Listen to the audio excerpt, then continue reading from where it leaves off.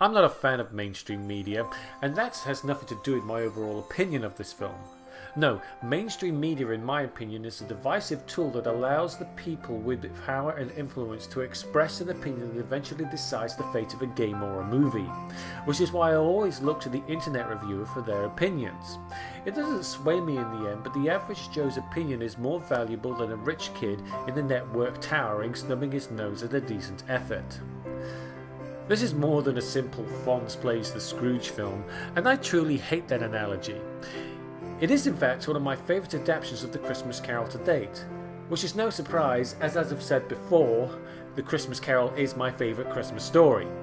It's not the best movie version, no, but it's certainly not deserving of the failure it was classed as by the mainstream media, and all you have to do is go to the IMDb webpage to see exactly how much this film is loved by the audience. Set during the Depression, Henry Winkler plays Benedict Slade, a rather interesting take on the Scrooge character.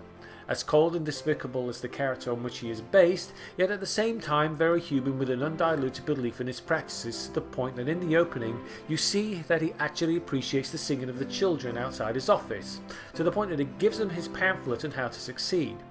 It's clear that he doesn't care much for his clients, if not at all, but he still does have some value, however twisted, that he feels the younger generation can and should benefit from.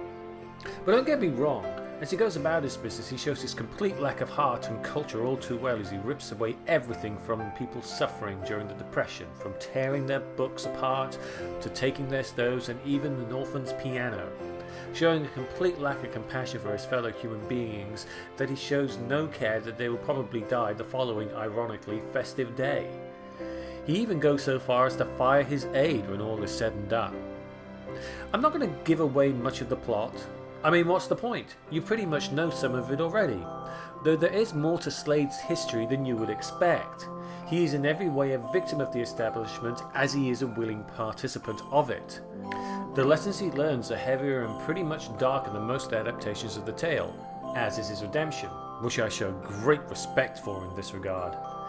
He's not giddy and joyful as you would expect from other adaptations. He is still gruff and socially awkward, knowing full well that his redemption is not an overnight thing but requires much work on his part if he is to earn the love and respect of those whose lives he originally tried to destroy. It's quite refreshing, as I often find it difficult to accept Scrooge's instant change of character in the novel and other film adaptations. The joy of life is not just something you simply embrace instantly if you've never actually known it. Like I said, it's not the best adaptation of the book, but it's hardly deserving of the panning the so-called critics gave it. And if you want an original take on the Charles Dickens novel, then that's an alternative to Scrooge. You can't go far wrong with an American Christmas Carol. Even if it is a little depressing, the message is still strong at its heart.